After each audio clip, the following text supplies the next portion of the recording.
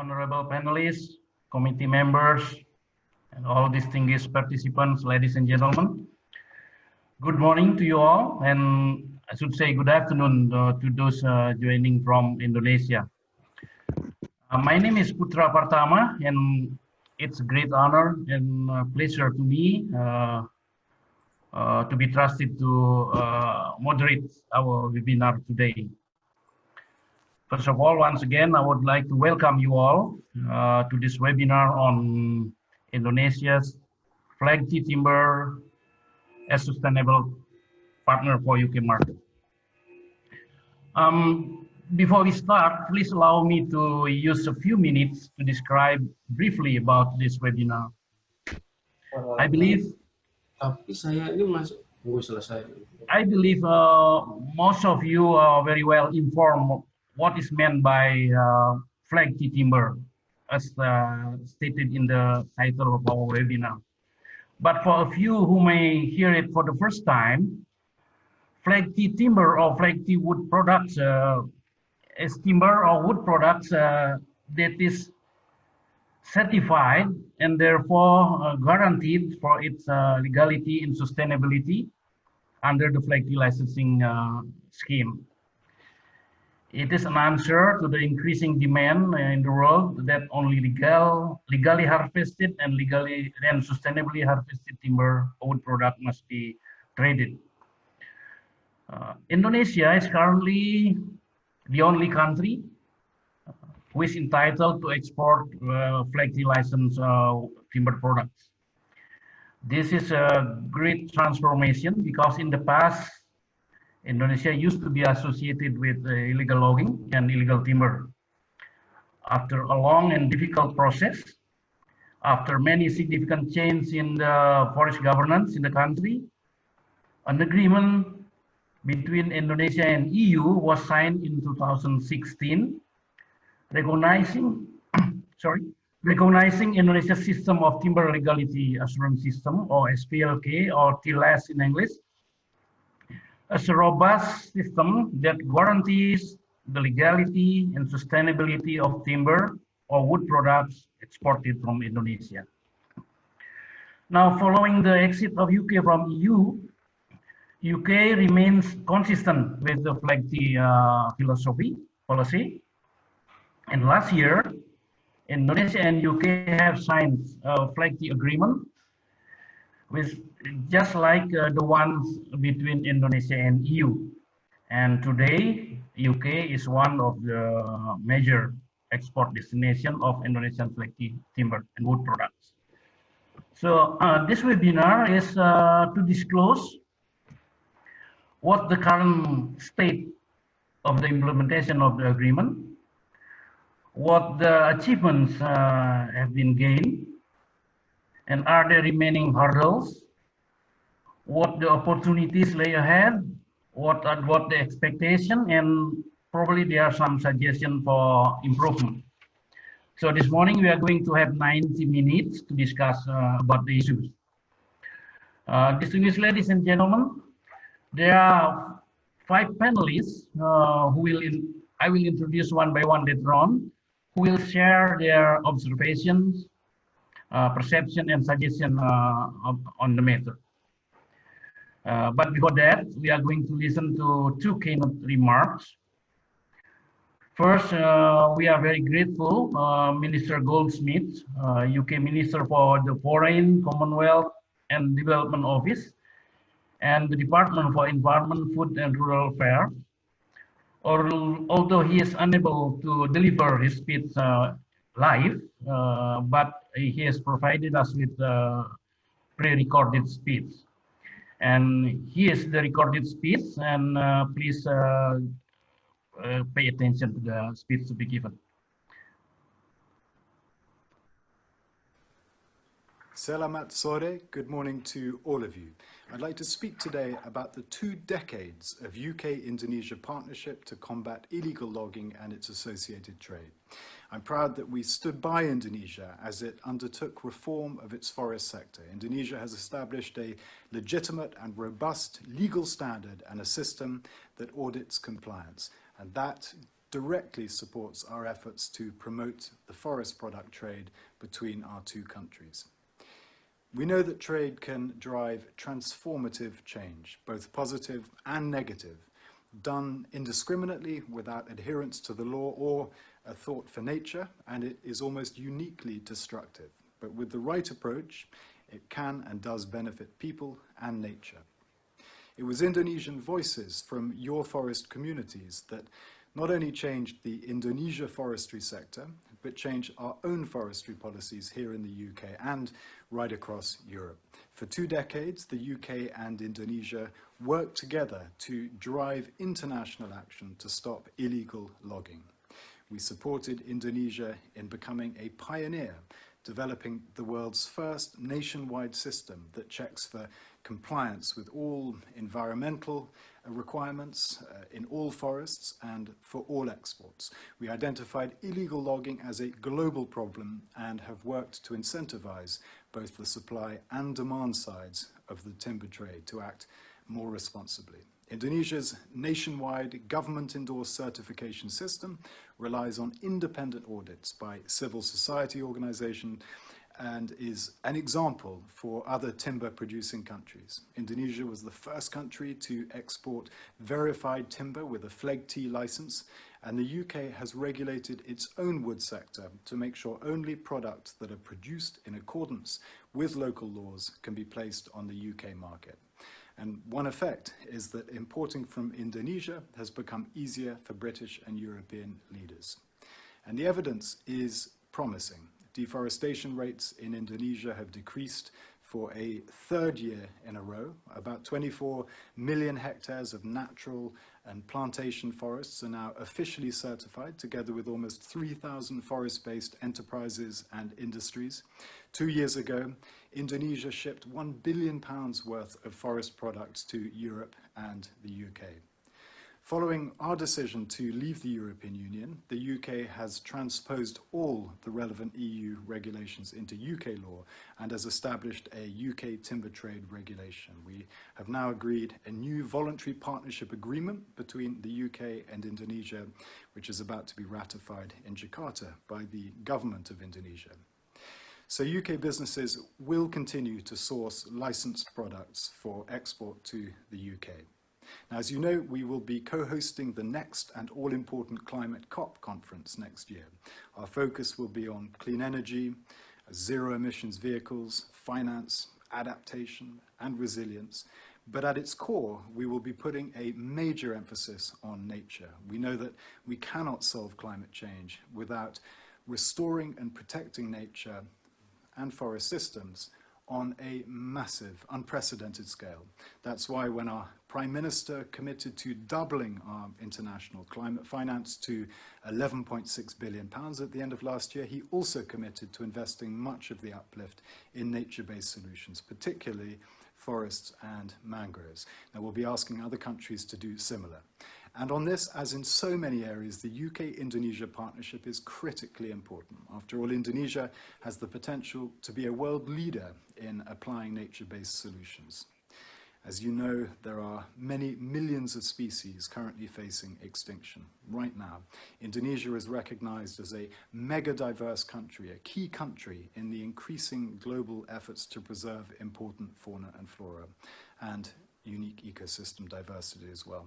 The country has a wealth of potential solutions in its forests, peatlands and mangroves, and they need careful and sustainable management if future generations are to draw on the extraordinary benefits that they provide. So we will be working hard to ensure the world steps up its collective investment in both protecting and restoring the natural world. But we also know that there isn't enough public money for the task ahead. And so we must also look to address the key drivers of deforestation. In the UK, we've committed to reducing our overseas footprint on forests by tackling deforestation in our own supply chains. We know we cannot do that by focusing only on regulating timber exports and combating illegal logging. After all, agriculture is responsible for 80% of deforestation around the world.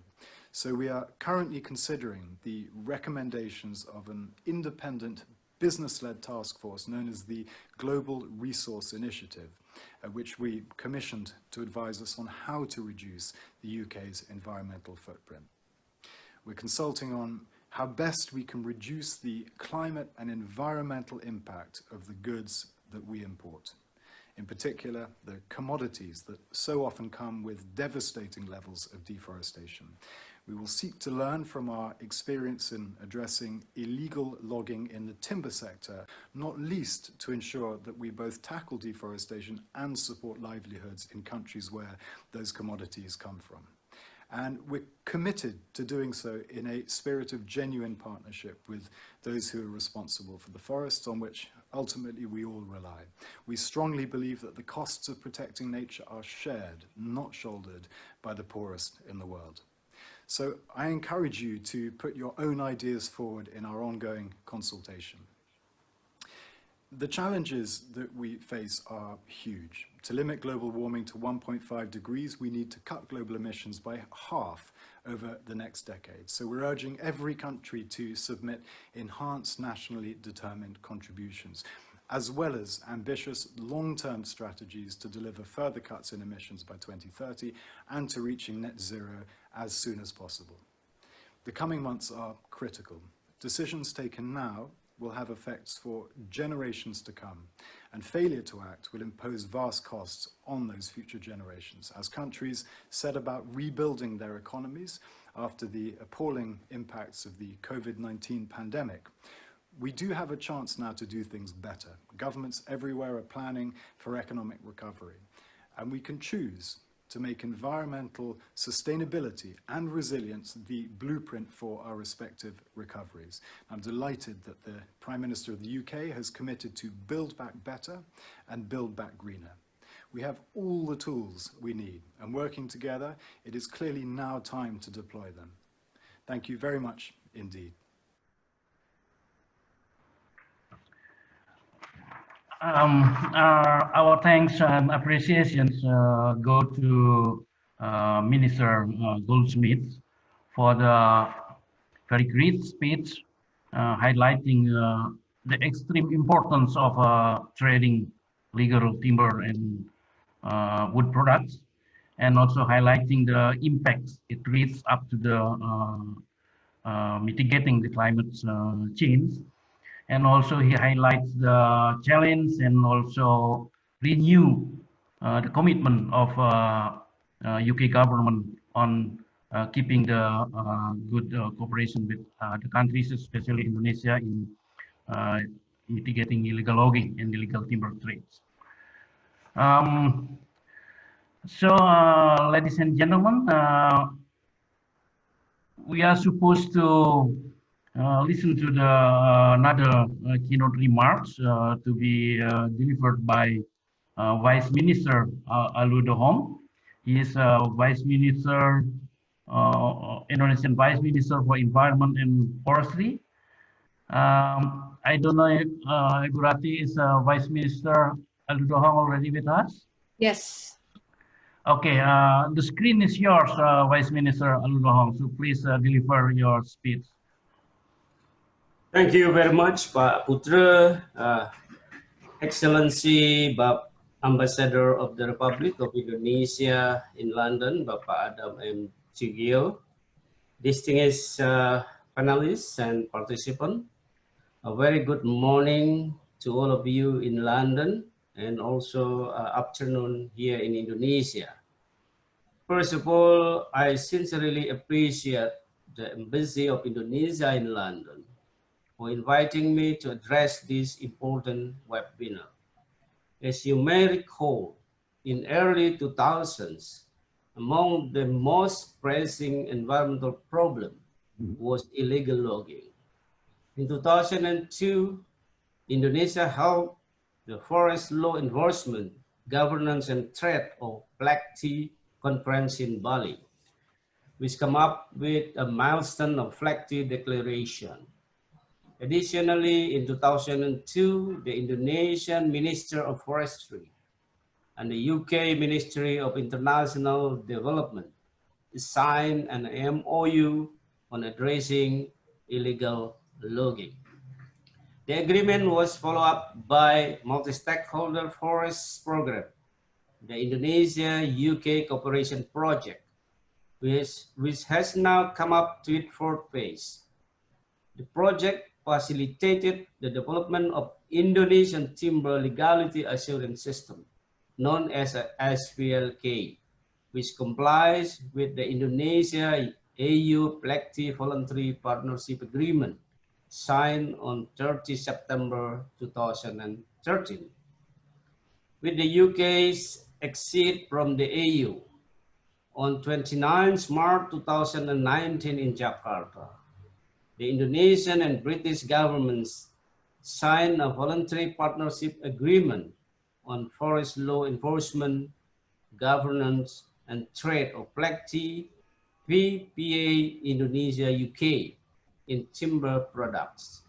This agreement is to maintain the continuity of the trade in wood and wood products between the two countries in anticipation of Britain exit from the EU. On behalf of the government of Indonesia, I would like to reiterate our sincere appreciation for the UK government for a long ongoing collaboration.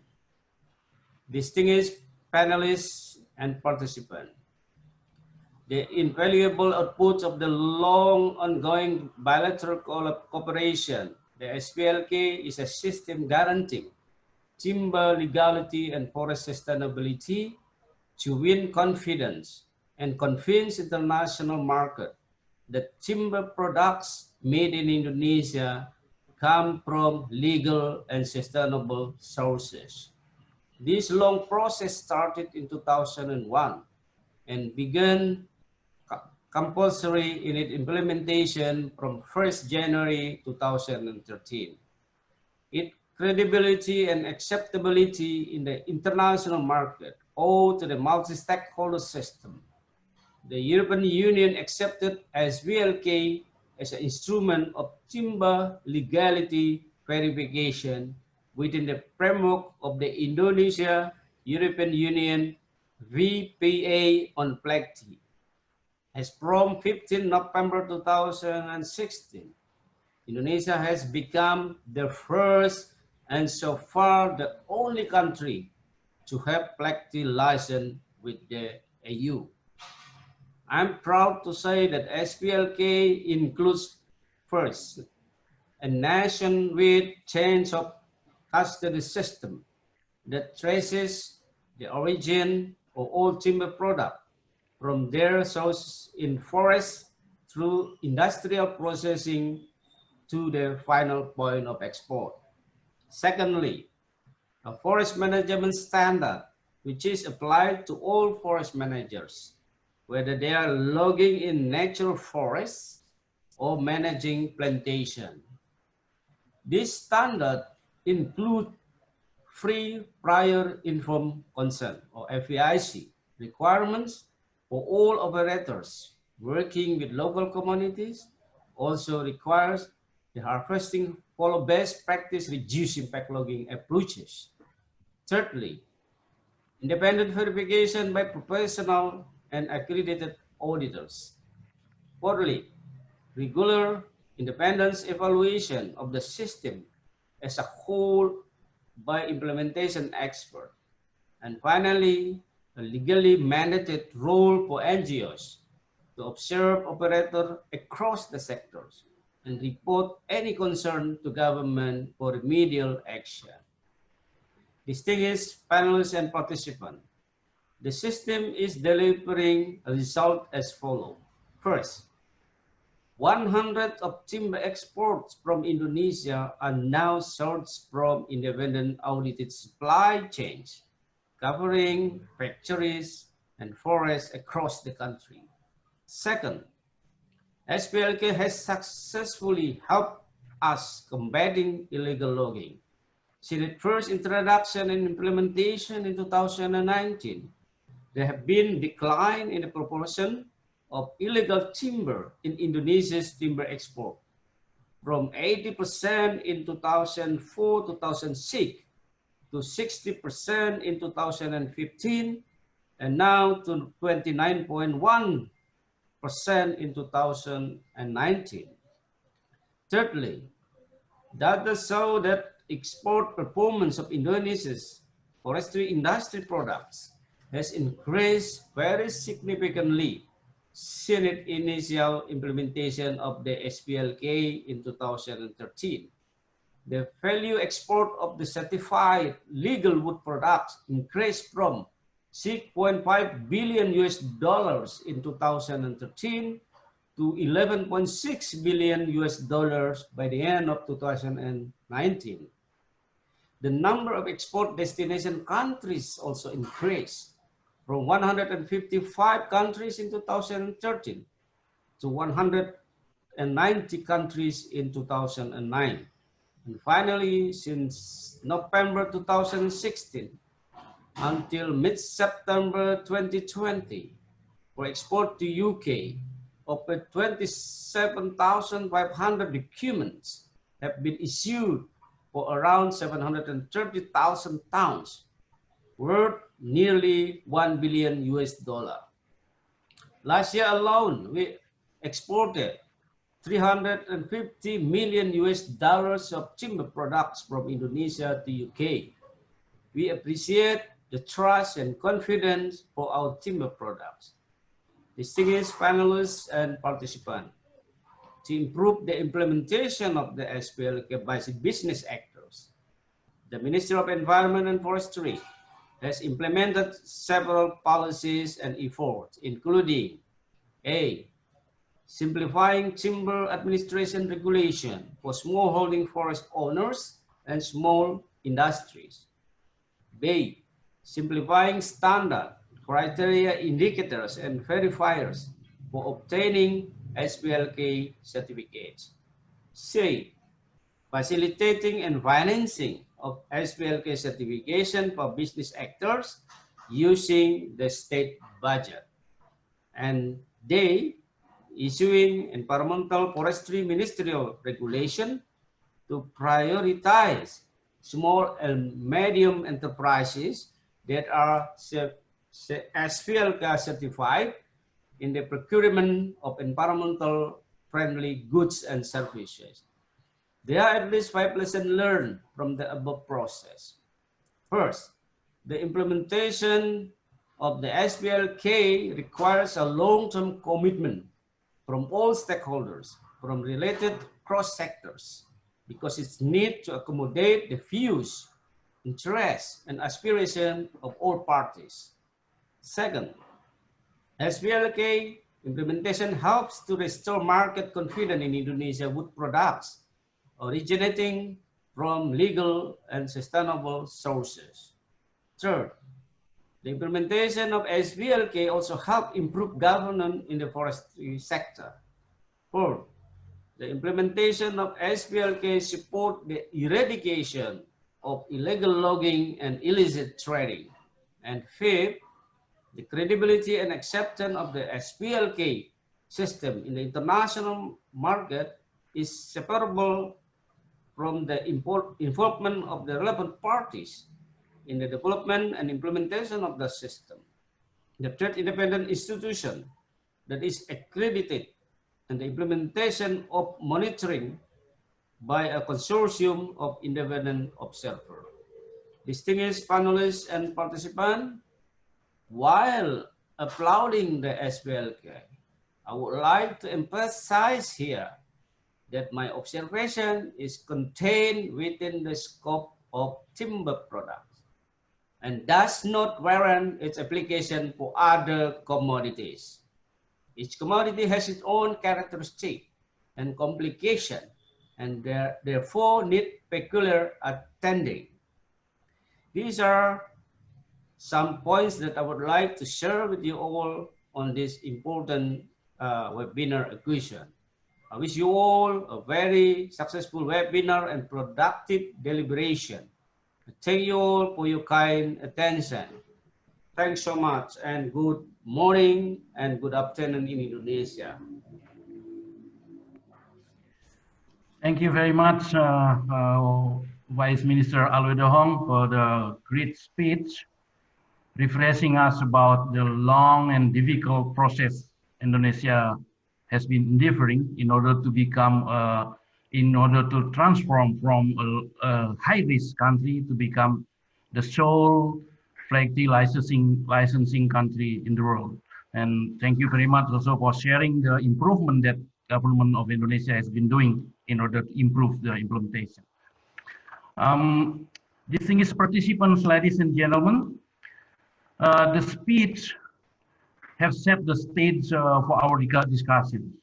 Now it is time for me to invite panelists to ask questions to panelists and introduce them one by one.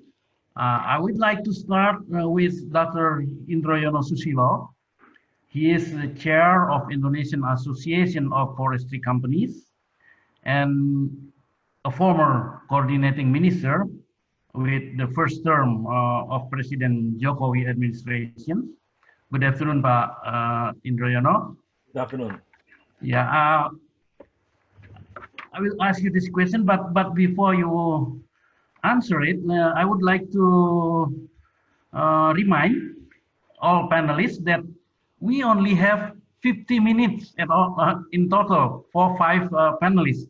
So I hope everyone can give the answer as short as possible, because we intend also to have some Q&A question with the participants. So participants are invited to raise their question by using the Q&A button in the bottom of the screen. Please type your questions. For questions that will not be answered because of the time, it will be answered in writing, and it will be sent to everyone.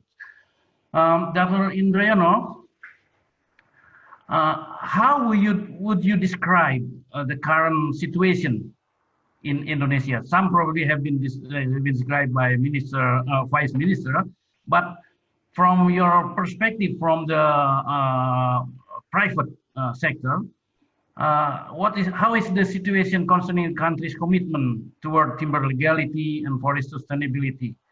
Is there a consistent effort to implement the forest governance, good forest governance? And is there some particular update that the publics need to be aware of? Please, Dr. Indroyono. Thank you, Pak Putera. Allow me just to show you some numbers so that you can you see this? Yeah. Yes. Okay, so I just want to reiterate what was just mentioned by Excellency the Minister of UK and the Vice Minister of Indonesia, that yes, the FLEGT provide us, some assurance, just like again on the sustainability, on the try to combat illegal logging, increase market also. So from us today, our export, as mentioned, increase, illegal logging also decrease, and deforestation also decreases. I think this is the aspect mentioned earlier. So I like to share and inform my colleague in UK and also in European Union that through the Indonesian Minister of Trade Decree number 45 this year 2020, the SVLK FLEGT or SVLK has been re-implemented. That means that now we have the same as FLEGT before.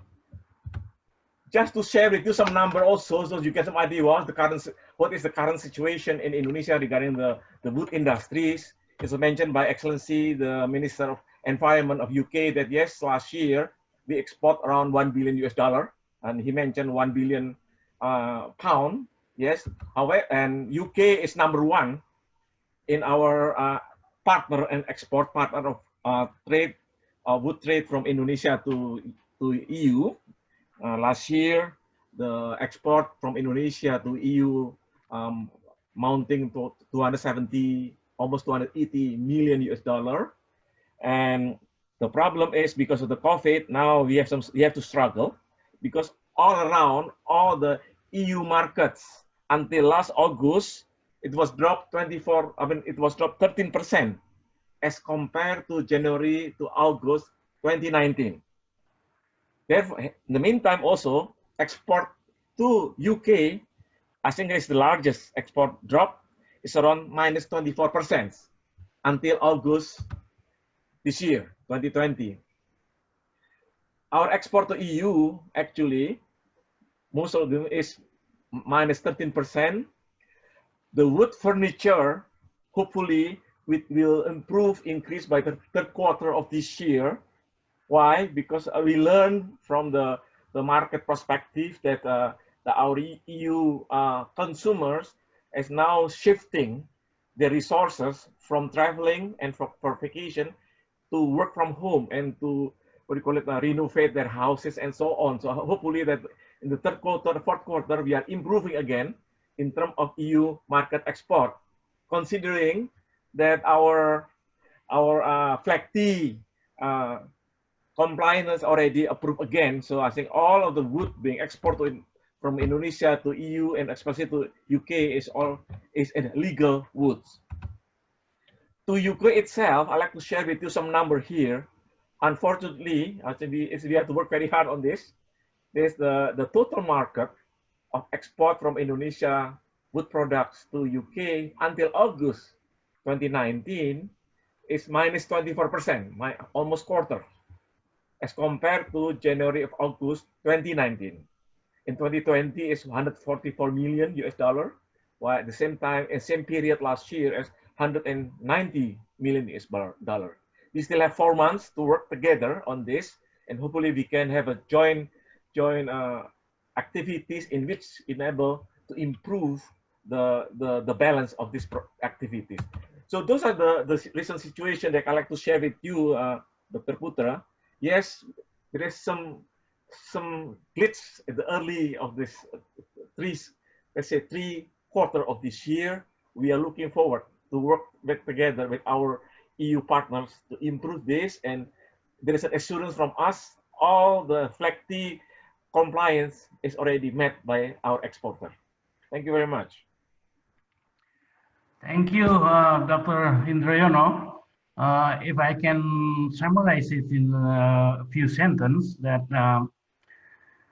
Indonesia is doing good so far in implementing the FLEGT license export, except that the data of the export to UK is for this year. Perhaps somehow it is related also to the world situation dealing with COVID. It's minus 24%. So it's a homework for both sides how to change that. And thank you for also assuring that Indonesia is remain as committed as ever on fulfilling the requirement of FLEGT. Now, please allow me to move to the other side of the trade, Mr. Hopkins, David Hopkins. He is the CEO of the UK Timber Trade Federation and Director of the Confederation of Timber Industries. And he is a spokesperson of FLEGT. He is also a co-founding director of Carbon International, which firm that timber must be in the heart of low carbon economy. So good morning, Mr. David Hopkins.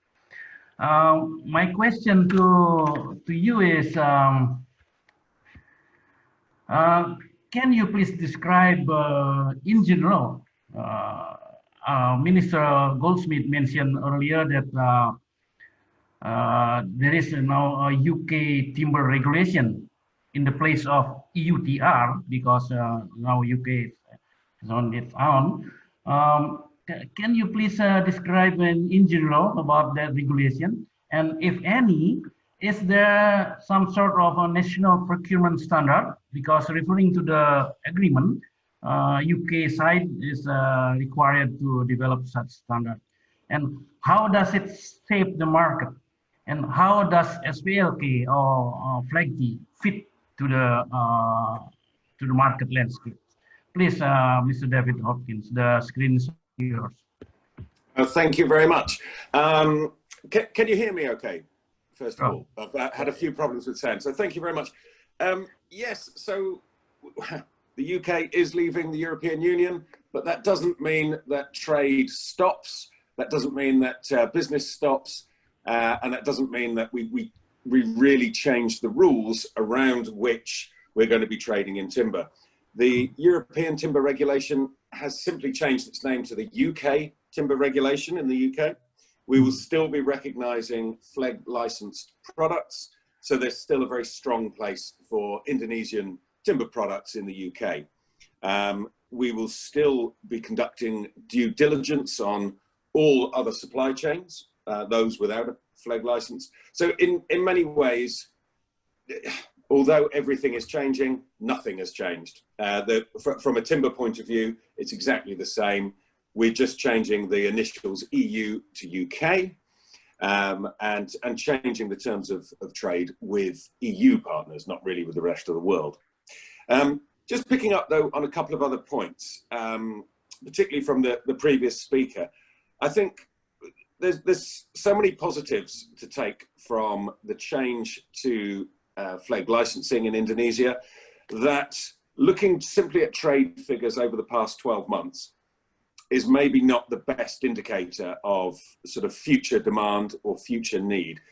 I think that the drop of 24% is roughly the same as you will find in every single timber market. We've had drops of about 20 to 25% from Sweden, from North America, from everywhere, simply because the economy during the COVID pandemic has slowed down itself.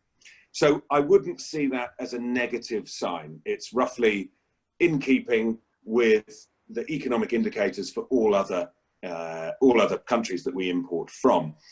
What I would say though is if you look at the long-term trends, the UK procurement framework and the UK market in general likes the FLEGT license, likes SVLK, and it likes it because it makes importing easier. It likes it because there's a good story to tell to your customers, which I think is very important as you move further down the supply chain. And there's a very good sort of moral and environmental backup to what the products have to say to the market in general. What I would say there is that I think that there is more need for communications, a huge need for communication from Indonesian suppliers with their customers and marketing material about what's happening in the country, and keep telling that story to your customers about all of these positive attributes that are there with your products. And I think that there's a good need to make stronger links, and I'm pleased to see that we have representatives of the British Retail Consortium as well, who we'll hear from shortly.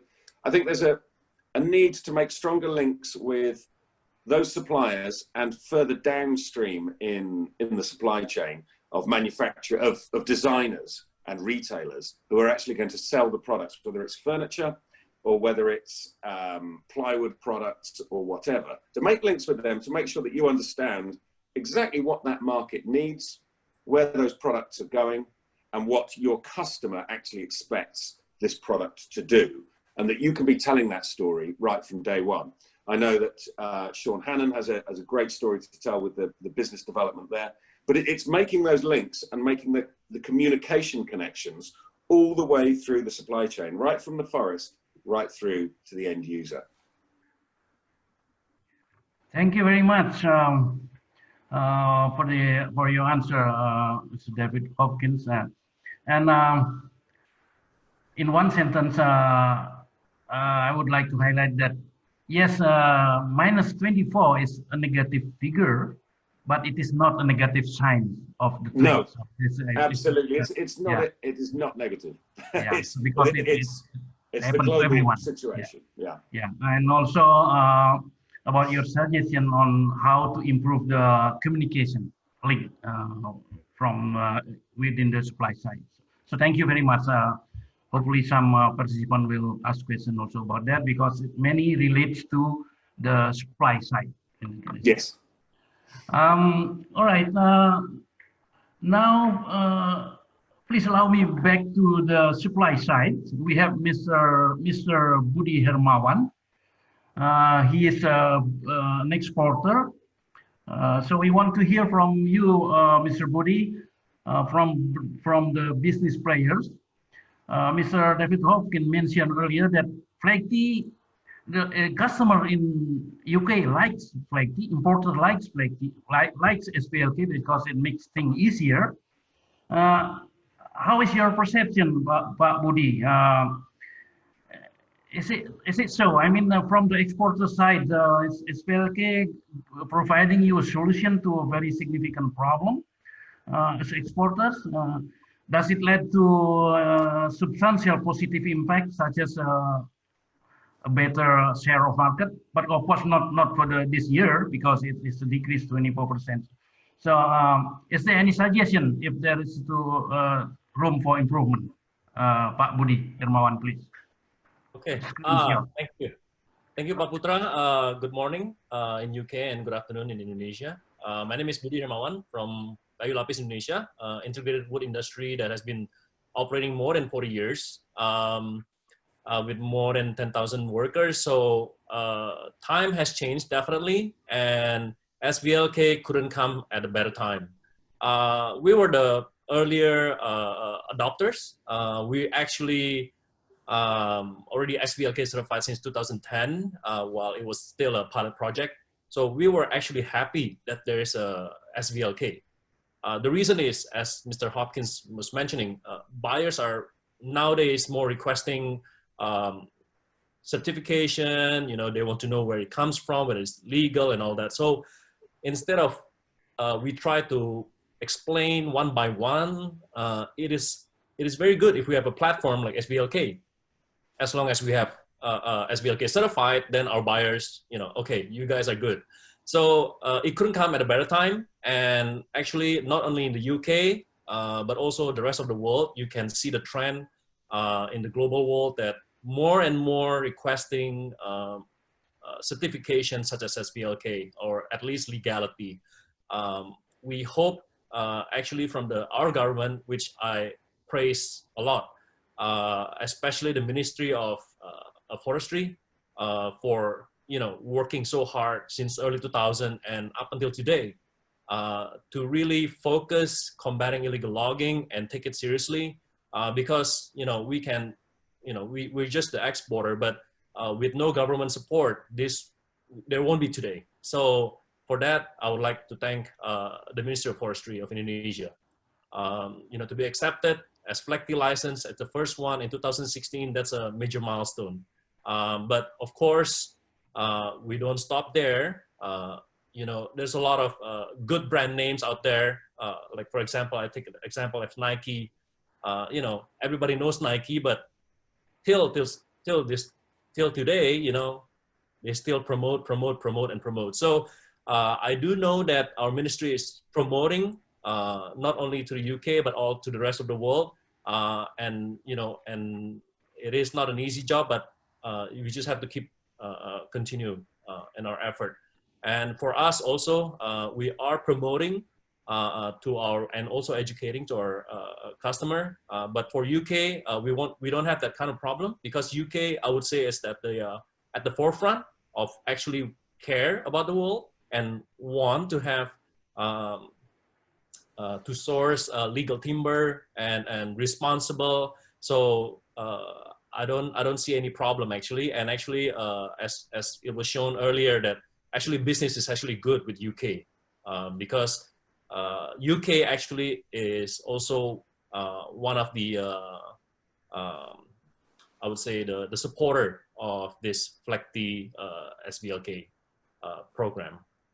So yes, definitely there's a lot of opportunities and challenges, but we just have to keep continuing. Thank you. Thank you, Budi Hermawan. Yeah, you said UK is a supporter. I would say UK is the initiator and a great supporter of the. Yes, yes, my mistake. Initiator, but a strong supporter. Yeah. Thank you. Well, now I have to move to Miss Leah Lily Brown. She is a sustainability policy advisor at the British Retail Consortium. It's a consortium with more than, let's see, 5,000 businesses, retailer, and with let's see, the number is here about, well, 180 billion pounds business annually. So hopefully timber product or wood product or Indonesian wood product is a good part of it. I have a question to you, Ms. Brown. All of the speakers earlier mentioned about how good SPLK, how good FLEGT is, how important it is for the world. But what do you think from the retailer, from the end user of timber products? Are they really appreciative about this, about the SPLK, about the FLEGT? Is there a preference from the end user to buy FLEGT licensed products over non-FLEGT licensed products? So this is very important, I think, from the supply side because it is the reward of being SPLK certified business. So in general, how is the end user, the business, the retailer appreciate this FLEGT, this CBLT? Ms. Brown, please, the screen is yours. Well, thank you so much. It's an honor to be here, and especially amongst my esteemed colleagues and other panelists. Well, let me be clear. I think for UK retailers, we were, as a retail industry, we were really pleased to see the Indonesian government U-turn on the proposed revocation of the SVLK and FLEGT scheme earlier this year. Had the scheme been revoked, it would have really dramatically reduced the confidence in the security of the supply chain from Indonesia. And retailers through the BRC, we would have lobbied very, very heavily against that decision, because in general, I think, you know, the UK, for UK retailers, we want that transparency and security of the supply chain. We want to see more VPAs and FLEGT licensing schemes because it's a really great framework to ensure that supply it is reducing deforestation levels, and it's committing multiple stakeholders to work in tandem with each other. Now, certification schemes aren't a green light. It's not 100% perfect for many different commodities, but that doesn't mean that we need to scrap them and start from scratch. We need to, as retailers, as brands, as other stakeholders in the supply chain, we need to make them more robust. And so to your question about the end user, the UK customer, they might not know what FLEGT means, but they certainly, what we're calling, are having more conscious consumerism. They want to know where their products are coming from, and they want to have the assurance from the retailer that they're buying that that product, that material that it's made from, doesn't contribute to deforestation or illegal logging. So that's why these frameworks are really, really important. And like I said, they can only just get more and more robust as more due diligence and transparency happens within the supply chain. Thank you, Ms. Leah, for the assurance that UK customers, UK end users really increase their consciousness, awareness toward more legal, legal and sustainably harvested timber. So it's a good sign for Indonesian exporter. And regarding your concern about the revoking of the SPLK, I think our Vice Minister or Dr. Indroyono already assured that it's just a small glitch to say about that. But things are normal already. Finally, well, time's flying so fast.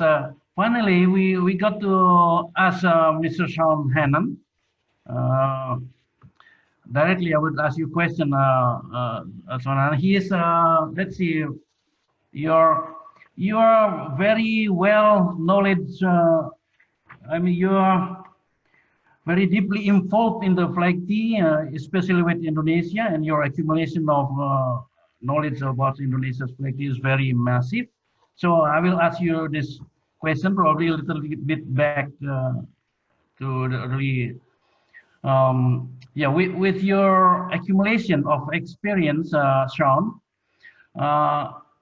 how do you value Indonesia's effort to change from a country plagued with illegal logging transform into a flag licensing country? Is it an achievement warranting appreciation from the demand side?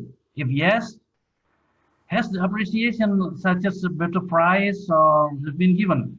If not, why is it so, and what do we need to do in order to reap that benefit of being a flag licensing exporter? Please, Sean. Thank you, Pa. Distinguished guests. To be honest, we need to cast our mind back to around 2002, 2003. A number of publications were made by environmental pressure groups and NGOs, and they investigated the relationship between the UK timber trade and Indonesia's timber industry. We need to be honest, one such publication by Greenpeace titled Partners in Crime. So where have we moved on from those dark days? Indonesia at that time had already embarked on improvements, and distinguished guests before me have outlined the signing of the VPA and where Indonesia has gone to. Culminating in November 2016, the first shipments of FLEGT licensed timber arriving into the UK and Europe. So I know from the UK side, my customer base, the client base, sees this is a remarkable achievement that a group of 17,000 islands speaking 250 dialects called Indonesia has in less than 15 years supported FLEGT licensing. This is a great achievement and appreciated. We mustn't forget also that some other countries that signed the VPA at the same time before haven't yet got there. So it's a great achievement. With regards to your second question about has there been an improvement on a better selling price? I can see one set of consumers being government procurement, large corporations, lifestyle brands that exercise corporate responsibility, ethical purchasing. I can see that those customers, those consumers will, as Leah said, they will pay a higher price or a realistic price for sustainable and certified timber. My focus, and a focus that we all need to look at, is perhaps medium to smaller size construction companies or similar type businesses that are on a tight budget. They have to hit a price point, and equally they sometimes subcontract their work out. And you will see there are instances where sustainability and legality fall by the wayside just because of the price point. So I think this is something that as an industry, as a supply base, we need to concentrate on with, as David Hopkins said, further education and also whatever incentives we can offer.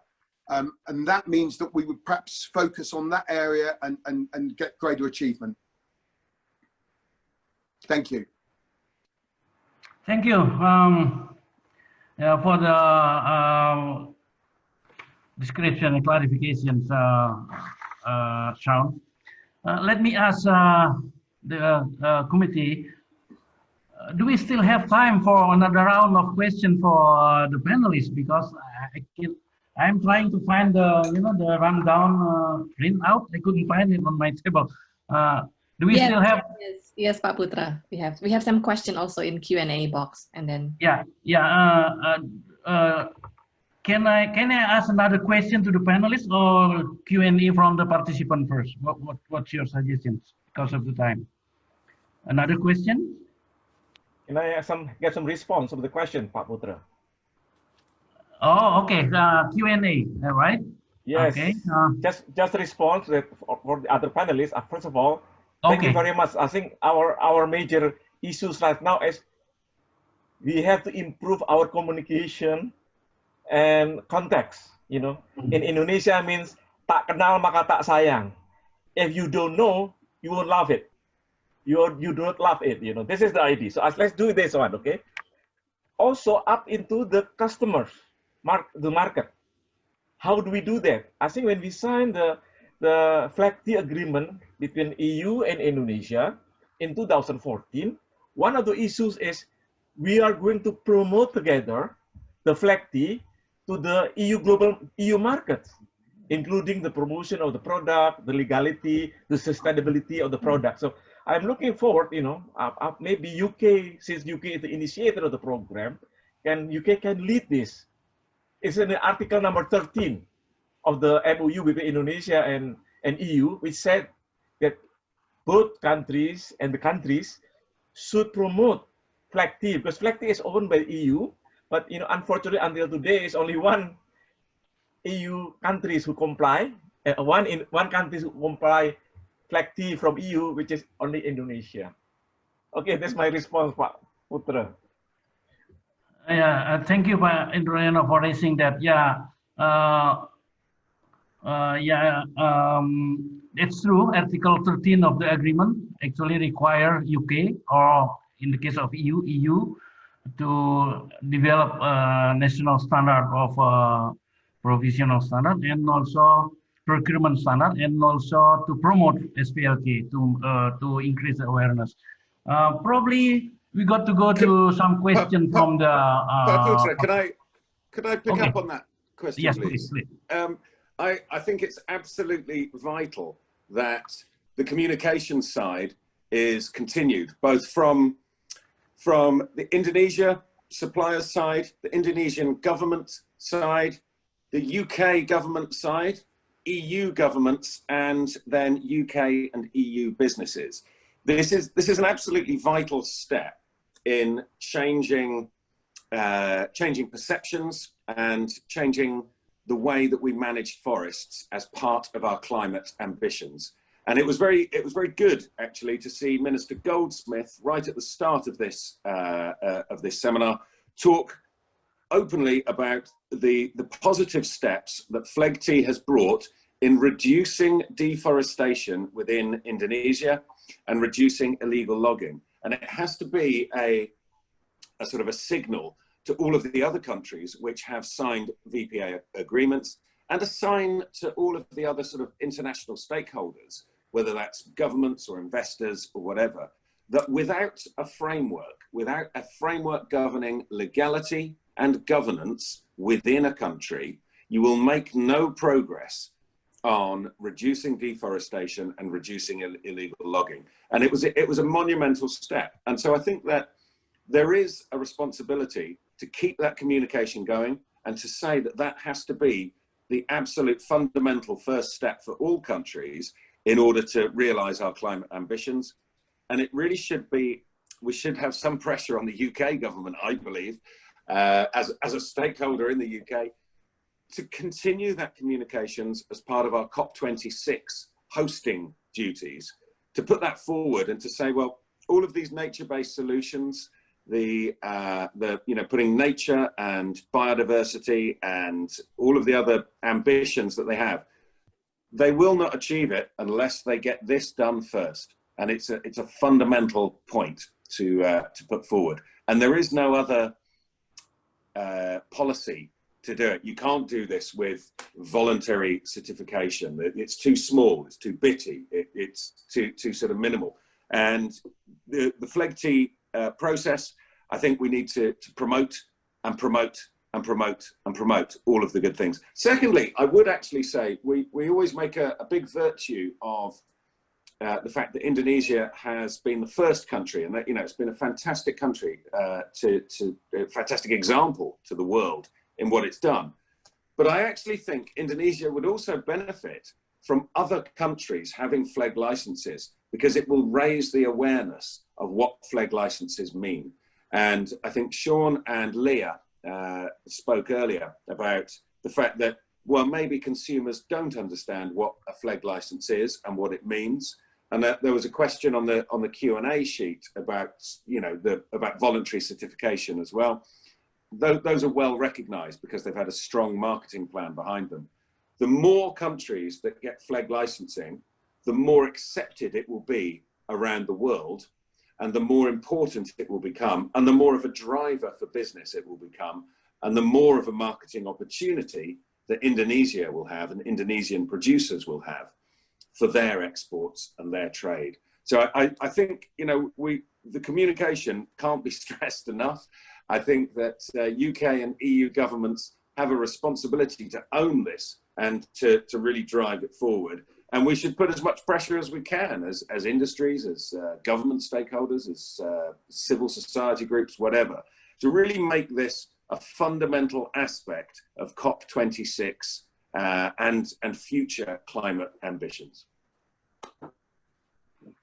Thank you, Mr. David Hopkins. I'm trying to pick at least one question from the chat, but I'm still. Yes. Pak Budi Hermawan just raising his hand, Pak, for questions. Okay, okay, Pak Budi, please. Still related to the previous one. Okay. Yeah, I like to continue. I mean, actually, since 2017, a year after you know, we become FLEGT, you know, we kind of review what to do next. But you know, we actually have been talking about this communication, and you know, David Hopkins pointed out right. I mean, you know, EU and UK government has to really step up and take some action, and we do hope that's going to be a reality as well. As for Indonesia, and I think you know, we can learn what Indonesia is doing as VLK. At least we start with a logo. So maybe that FLEGT can also start with a logo, because as hello, as Sean was mentioning and Leah was mentioning, the end user might not know, but at least if they see something, it's visual. You know, they see, they will ask, what is this FLEGT means? You know, if there's a logo on their box, you know, at least they can see. So they're comfortable when buying. Okay, I'm buying a product that has a logo of FLEGT. So I think that would increase the adoption, or people will ask for, I want FLEGT products, and by then you can, you know, faster the adoption. Indonesia adoption of SVLK, how come is it fast? Because government just step on the foot, mandatory. But of course, in EU, if you or in the UK, if you want to increase the adoption of FLEGT, because as of right now, I think it's not. I'm sorry, but I'm saying FLEGT is not considered successful when you only have one country that is qualified. So you can see what's the problem. I mean, why aren't any other countries following? So is there any incentive to be in this FLEGT? Is there more cost, you know? So maybe if you do want to make it successful, you know, you have to incentivize, or, you know, for those like Indonesia that has you know, FLEGT license, you know, there's some benefit. I don't know, in terms of maybe tariffs, or you know, ease of trade between the countries, or you know, we can to entice other countries to follow suit. So this has to come from the EU government and the UK government. And SVLK, I mean, up till today, I think is non-stop promoting. I know for a fact that, you know, Australia follows suit. You know, they accept SVLK. Ministry of Forestry also talked to Japan, and Japan also does not publicly say, but basically they accept SVLK. You know, and continuously continue with the US and other countries. So I think let's start small, create a logo, and start from there. You know, we have in the US, for example, they have Lacey Act. People know about Lacey Act. Lacey Act, there's also a logo. But FLEGT, unfortunately, until today, which we already discussed since 2017, we haven't started with a logo for FLEGT. And FLEGT is a product of UK and EU. You know, the one who should promote, I think, should be UK and EU. Just like SVLK is a product of Indonesia, you know, the Ministry of Forestry and the Indonesian government are promoting SVLK. Yeah, thank you. Okay, thank you, Mr. Chair, can I just add to what Budi and David said, which I think is a really important point. I don't profess to understand what goes on in the corridors of Westminster and Power. But if you look at it, a lot of money has been invested, a lot of time and energy taxpayers' money has been invested at source in Indonesia. But as Budi said, what about point of sale? So for example, if I'm based in the UK, I look at the UK government, there are grants and incentives to buy electric cars and points of installation for electric cars, solar panels, etc. So if we look at it, FLEGT licensed timber from the government point of view is accepted as evidence of compliance. So why at point of sale is there not a greater incentive for consumers to purchase FLEGT licensed timber, like cars, electric cars, like charging points, etc.? It's so important. It's so important. Thank you. Yeah, thank you, Sean, and thank you, Sean and Budi.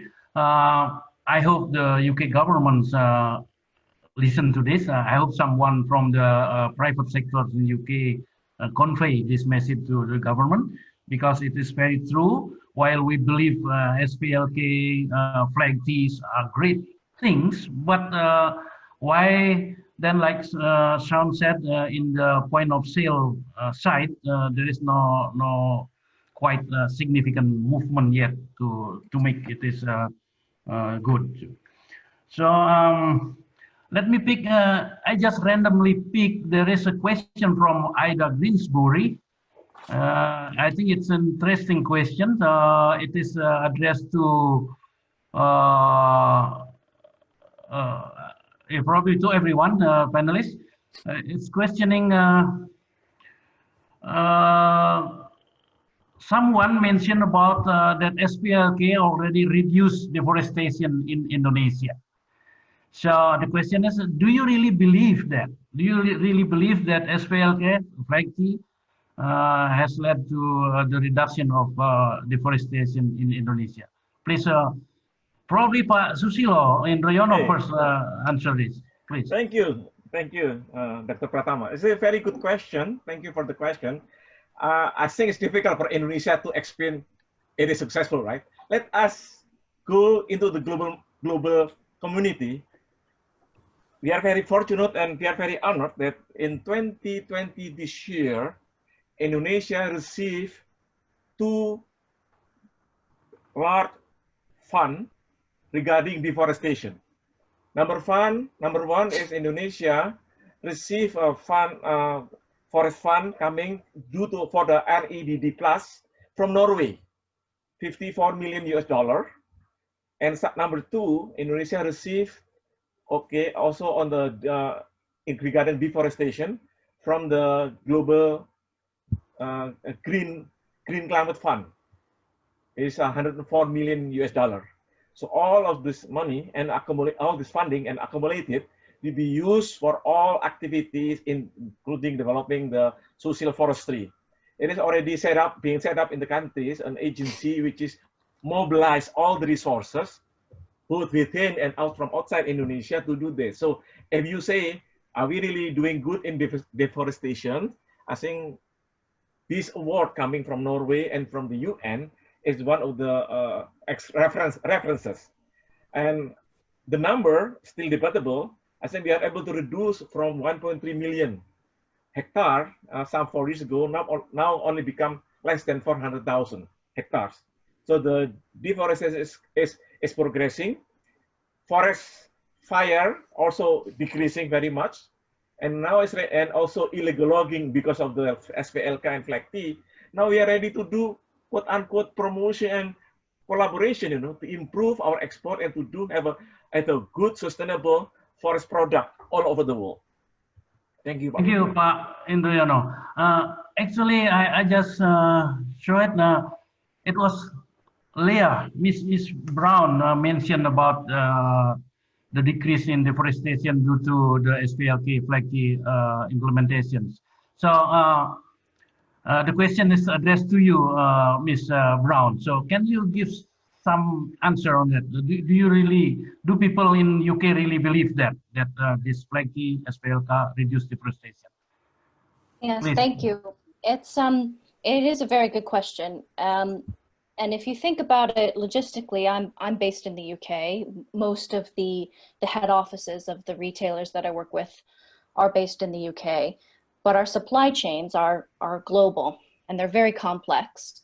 Now, to know what's happening in Indonesia from the UK is very, very difficult. So if you don't have a framework or scheme like SVLK or FLEGT, how would you know that deforestation is reducing? So that's why it's so important to have schemes like this, to have that transparency and assurance.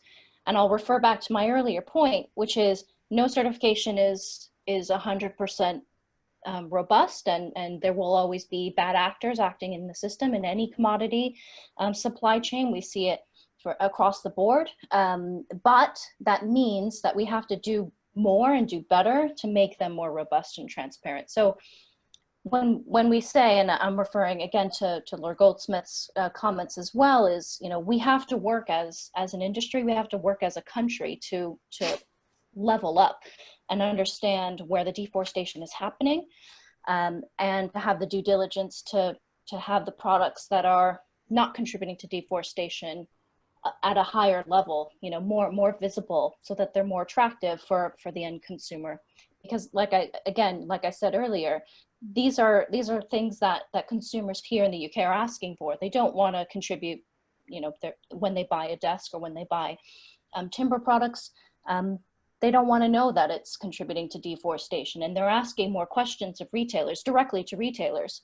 So then the retailers then need to ask those direct questions to the suppliers, and so on and so forth.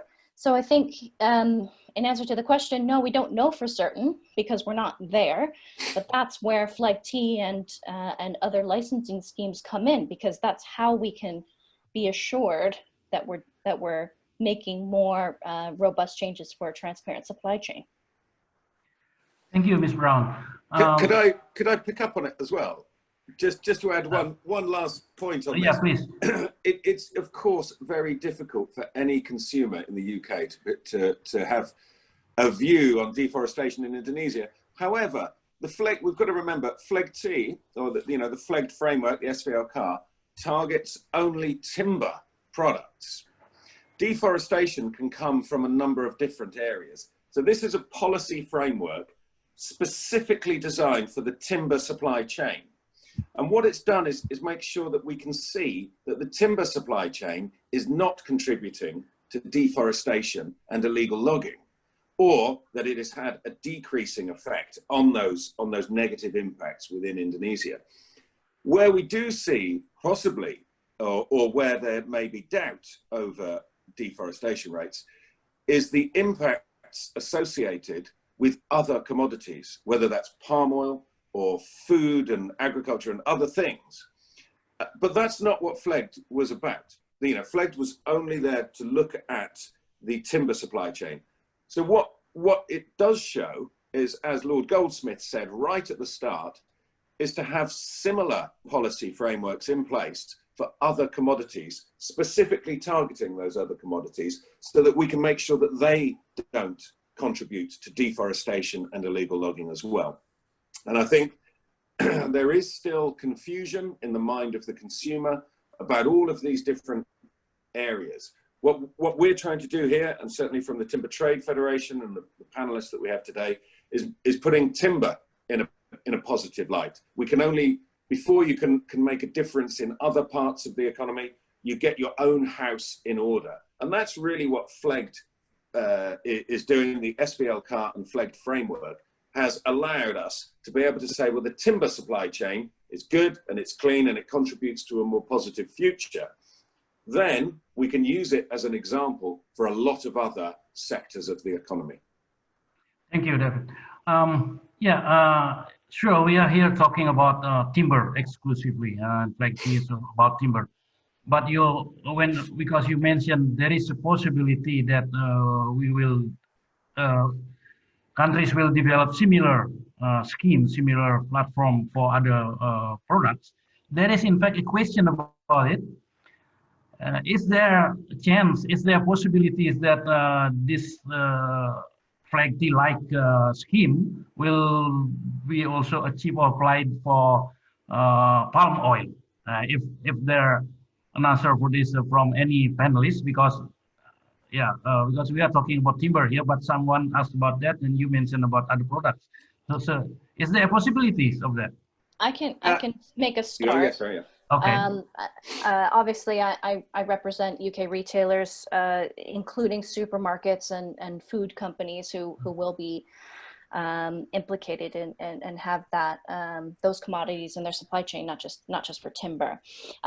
Yeah, so Lord Goldsmith started to mention in his opening remarks about mandatory due diligence, a consultation, a UK consultation for businesses, for retailers and brands to do the due diligence. They'll be obligated to do the due diligence for any commodity that contributes to deforestation, and that includes palm oil, soya, cocoa, leather, and others, anything that's a forest risk commodity. So I think, yes, that the government is thinking about it. As he said, he's taking recommendations from the GRI, which is made up of a bunch of different businesses and NGOs. And again, the retailers, the UK retailers that I'm working with, it's a live consultation, so I can't say much, unfortunately, but we are working in parallel behind the scenes to come up with a response to DEFRA's consultation, which is, yes, we want to see a level playing field. And that's what it's about, is we want all businesses, small, medium, and large, to all operate under the same legality to make sure that we are not bringing in products to the UK that contribute to deforestation, no matter what commodity they are. So I think it's a very complex, like I said, very complex supply chains, and we need due diligence, we need transparency of those supply chains in order to do that. Otherwise, you're just taking things out of thin air, and you don't know where they come from, and you know what it contributed to. So you need to have these systems and these schemes in place in order to do that. So I think to start, the answer is, you know, retailers and brands are asking for it. It may seem counterintuitive, but businesses really want to work on that level playing field in order to tackle deforestation. Thank you, Ms. Brown, for the response. Yes, we believe it's still a long way to go for other commodities to be like we have in timber. Please, Ms. Rati, remind me when I have to stop, because I don't have someone to help me to control the time. Is it still time? Yes, absolutely. We still have time, and I think we have some question in the Q&A box. Okay. We still have what, an hour or? No, we still have like 15 minutes and. Okay. Then how about this question? It's quite practical, but it is raised by, I think, someone from Europe, Christopher David Sutton. Yeah, I just want to read it. Can the TTF and UK agents or importers to lobby the Indonesian Embassy to provide some funding to promote Indonesian products and use some case studies to forward to UK government, local authorities, and major contractors? So, well, it's gone. Yeah, the point is there a possibility for providing funding for the promotion? I think this relates also to the issue raised earlier, that the promotion communication is really important point in order to have a FLEGT license more appreciated. So, well, who can answer this question, or do you think is it a question that should be answered? Can I answer this, Pak? Yeah. Okay.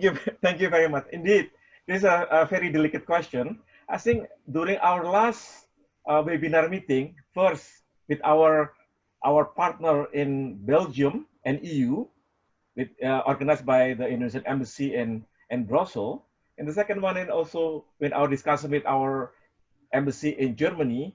Yes, I think the issues of promotion and try to use this to improve the FLEGT, particularly Article number 13, is as our priority target.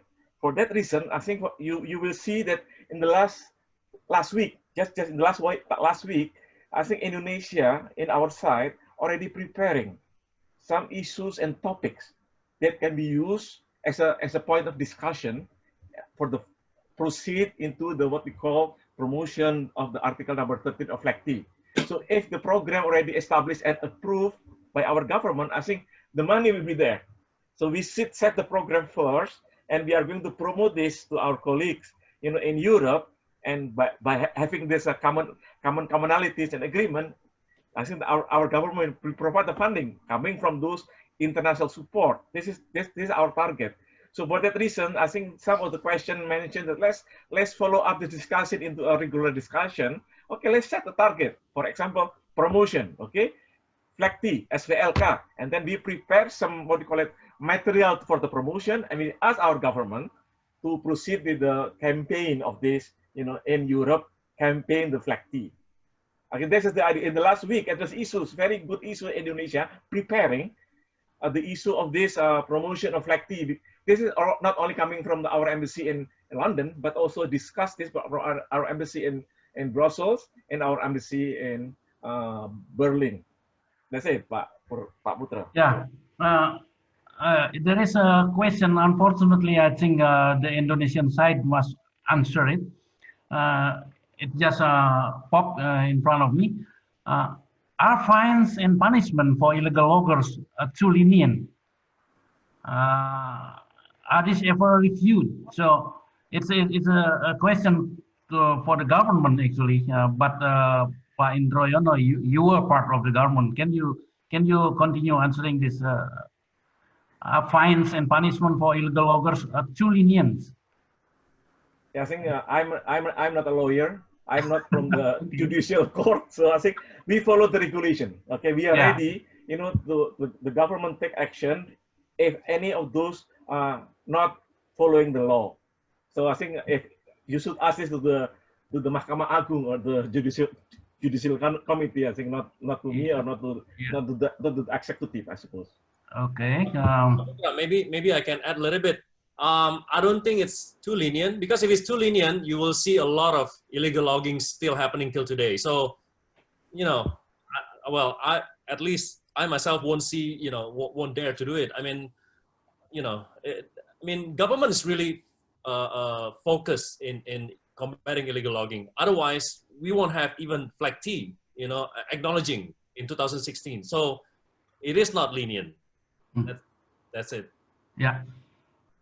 Thank you. I found a good questions. I can answer it, but I'll let the panelists to answer. The question is about this SPLK only deal with legality. Is there any way that SPLK will be expanded to include sustainability, or how it can cooperate with others? Yeah, I think Shaun can answer it, because you are involved very deeply in this. Is SPLK only dealing with legality, or it covers sustainability also? Please, Shaun. Can you? Yeah, can you hear me? Yeah. From my experience in traveling to Indonesia extensively and visiting a lot of different areas, I think the achievement of the SVLK system and FLEGT licensing, as I mentioned, with over 17,000 islands, we need to recognize this achievement where we are today. To extend that to from legality to sustainability at the moment will be quite difficult. And I think that Indonesia as a country needs to see greater reward for what they've already achieved. So the interesting point is that let's just talk about sustainability and say FSC certification being the next step. I think even the UK isn't yet ready to buy all product FSC certified. And I can see that we could sell all product as FSC certified, but even in the UK as a leader, our consumers aren't quite there yet. So I think we need to look at Indonesia. We need to work with Indonesia to develop and reward and expand FLEGT.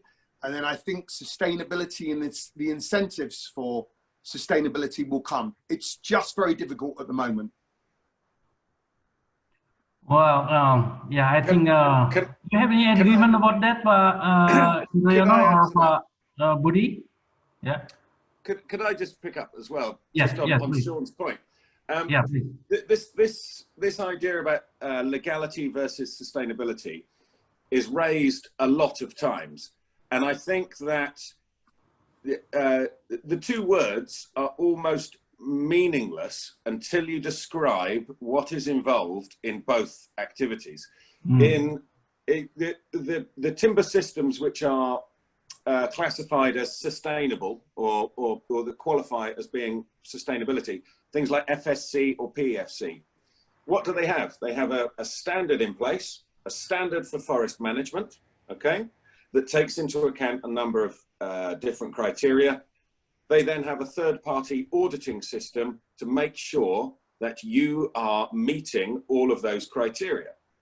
The SVLK system has a system in place for forest management to make sure that it meets a range of criteria, and then it has a third-party auditing system to make sure that those criteria are met and that all of the companies acting within there are doing that. The certification system will only work with the good guys, okay? So they only work with those companies who have invested in that system. SVLK works with everybody.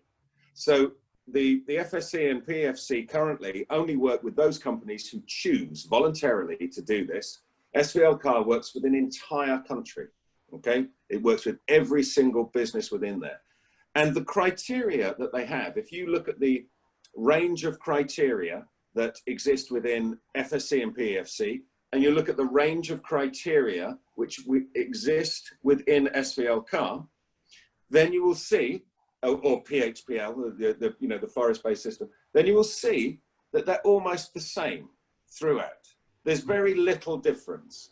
The real differences come from having a chain of custody system when the product leaves the country of origin and goes to the destination market, and some other issues about sort of relatively minor differences within the overall frameworks.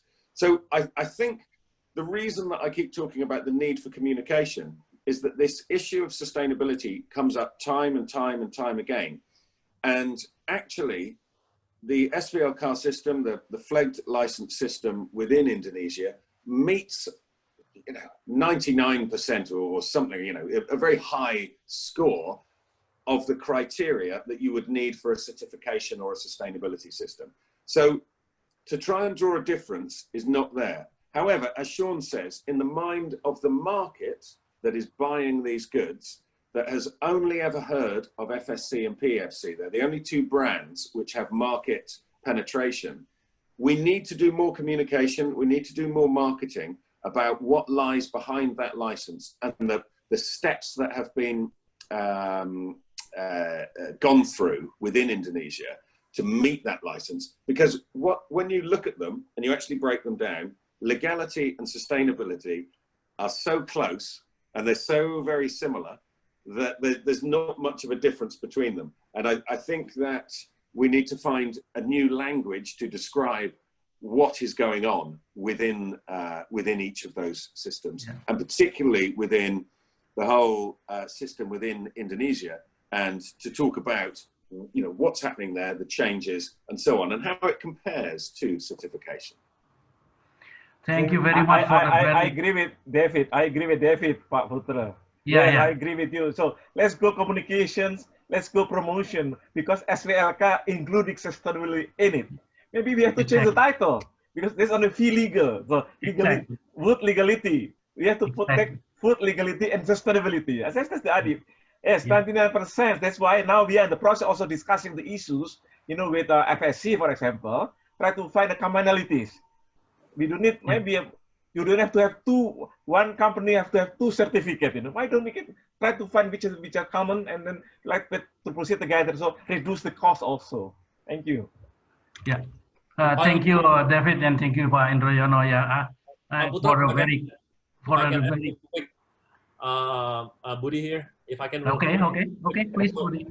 So David Hawkins, you know, to be honest, you understand FLEGT, you understand SVLK. You know, if we could nominate you to promote, I mean, definitely. I mean, to be honest, if Indonesian saying that Indonesian product is good, and you know, we can repeat 100 times compared to, you know, a UK person, you know, conveying the message to UK people, that means a lot more, you know. So because, you know, we are biased, but you're not biased. You understand, you know, but you just, that's why we need your help. We need UK people to help promote FLEGT in UK. I mean, we can talk, you know, 100 times about how good is SVLK, but, you know, it's difficult to be accepted. That's what I would say. Yeah. Thank you. Yeah, I would say the same. I second you, Budi. I would say the same about David Hopkins. I thank you, David, for the very clear clarification about the question, because exactly it's a matter of name. It's a bad choice of name in the outset. We choose the name of emphasizing legality, although actually the criteria covers almost 99% criteria for sustainability. So I second Pak Budi on requesting David, you know, to promote that understanding to broader audience. I think we run out of time already, Rati. Yes. Yeah. So I would give it back to Rati, and I think from me, I got to convey my great appreciation to all you panelists and also participants for raising the question, and for the committees, and for friends in the embassies, of course, and for everyone involved in this webinar. I thank you very much. And before I close, I would like to show you one thing. It's this. Can you see it? Can you see it? Nope. No. No?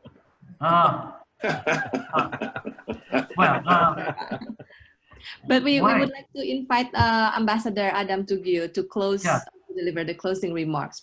Okay, but I really want everyone see it. See this. No. Can you? No. No? No. How come? Maybe if you turn off your virtual background, Pak. Oh. Maybe we turn off the background first, Pak. You have to turn off your virtual background, and then we can. I see. Okay. Okay. Please, Excellency, Ambassador Adam Tugio, the floor, the screen is yours. Please. Well, thank you. Thank you so very much, Pak Putera, for very able, you know, guide us through this very interesting dialogue. Today, distinguished panelists, colleagues, friends, and participants, today led by Pak Putera, he is actually the man behind the gun. You know, he was, you know, played very important roles in promoting FLEGT and negotiating SVLK with the counterpart in the UK.